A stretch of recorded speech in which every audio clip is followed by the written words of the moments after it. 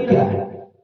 مدینے میں ایک شاعر تھا، اور وہ شاعر کہ جو روزانہ پیغمبر اسلام کی ہجو کرتا تھا اپنے اشعار میں، آپ کی توہین کرتا تھا۔ ایک دن مسلمانوں کے ہاتھ لگ گیا، مسلمانوں نے اس کے ہاتھ کو رسی سے باندھا اور پیر کو، اور ایک گٹھری میں باندھ کے اس کو پیغمبر اسلام کے پاس لے گئے۔ پیغمبر اسلام مسجد نبی میں بیٹھے ہوئے، صحابہ گھیرے ہوئے تھے، لوگ لے کر گئے، یا رسول اللہ یہی ہے جو روزانہ آپ کی توہین میں اشعار کہتا تھا، آپ کی توہین کرتا تھا۔ بس پیغمبر اسلام نے ادھر ادھر دیکھا اور کہا اس کی زبان کاٹ کر جائے۔ میں کہوں گا یا رسول اللہ مکے میں تو معاف کیا کر دیتے تھے، لیکن مدینے میں کہہ رہے ہیں کہ اس کی زبان کاٹ دو۔ کیا آپ پاور آنے کے بعد بدل گئے ہیں؟ آج طاقت آ گئی ہے، آپ کے حامی زیادہ ہیں، تو کیا آپ بدل گئے؟ پیغمبر اسلام نے کہا اس کی زبان کاٹ دو۔ بس جیسے ہی کہا زبان کاٹ دو تو ایک صحابی ادھر سے کہا یا رسول اللہ میں اس کی زبان کاٹ دوں؟ آپ نے کہا نہیں۔ دوبارہ دوسرا صاحب ادھر سے کہا ہوا یا رسول اللہ میں اس کی زبان کاٹ دوں؟ آپ نے کہا نہیں۔ اتنے میں لوگوں نے دیکھا کہ مسجد سے مولا کائنات امیر المومنین علی بن ابی طالب علیہ السلام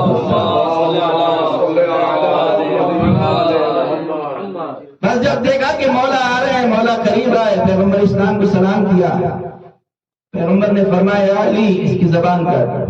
بس مولا کائنات نے گٹھری میں بندھا ہوا تھا اٹھایا اور لے کر مسجد النبوی سے باہر چلے کہ اس کی زبان کاٹنا۔ فطری طور پر جتنے بھی لوگ تھے وہ سب کے سب تماشا دیکھنے کے لیے ساتھ ساتھ چلے کہ آج تماشا دیکھنے کو ملے گا۔ کچھ بزرگ لوگ تھے، بزرگ صحابہ تھے جو بیٹھے رہے ساتھ میں، باقی سب مسجد کے باہر چلے کہ آج تماشا دیکھنے کو ملے گا۔ مجمع لگ گیا مسجد کے باہر کہ علی اس کی زبان کاٹیں گے۔ مولا کائنات کو باہر لے گئے، ہاتھ پیر کھولے، اس کی رسی جو بندی تھی کھول دیا، اور مولا نے ایک اونٹ مسجد کے دروازے پر بندھا تھا، مولا نے کہا اس اونٹ پر بیٹھو اور جلدی یہاں سے بھاگو۔ اب سوچئے کہ وہ اپنی جان بچا کر کس طرح 9-2-11 ہوا ہوگا، کس طرح وہ سرپٹ بھاگا اپنی جان کو بچا کر۔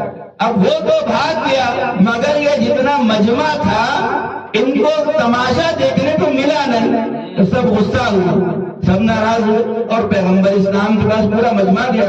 یا رسول اللہ آپ تو علی سے اتنی محبت کرتے ہیں، آپ نے علی کو کہا تھا کہ زبان کاٹ کے دیکھیے، علی تو آپ کی بات بھی نہیں مانتے، علی نے تو آپ کے حکم پر عمل بھی نہیں کیا، آپ نے کہا تھا زبان کاٹ دو، علی نے تو اسے آزاد کر دیا اور اپنا اونٹ بھی دے دیا۔ اب یہ شکایت اس لیے کر رہے تھے کہ پیغمبر اسلام غصہ ہوں گے، لیکن آپ جیسے مسکرا رہے تھے ویسے ہی زیر لب مسکراتے رہے، کوئی جواب نہیں دیا، بس اتنا کہا تم میری بات نہیں سمجھ سکے، علی میری بات سمجھ رہے۔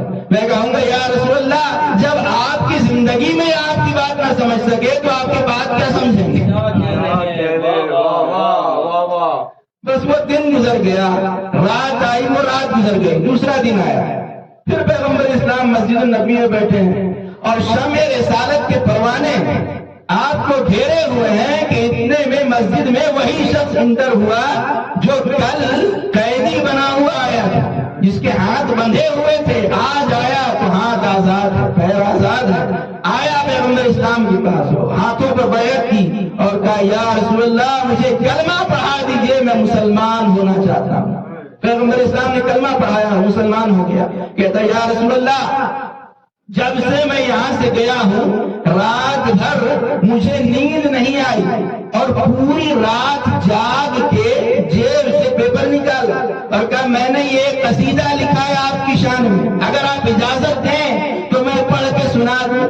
پیغمبر اسلام نے اجازت دی اور اس نے وہ قصیدہ پڑھ کے پیغمبر اسلام کو سنایا۔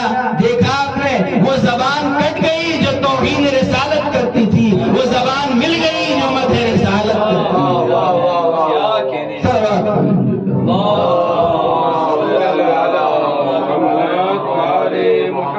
تو پیغمبر نے فرمایا تھا کہ علی اس کی اس زبان کو کاٹ دو جو توہین رسالت کرتی ہے، وہ زبان دے دو کہ جو مدح رسالت کرتی ہے۔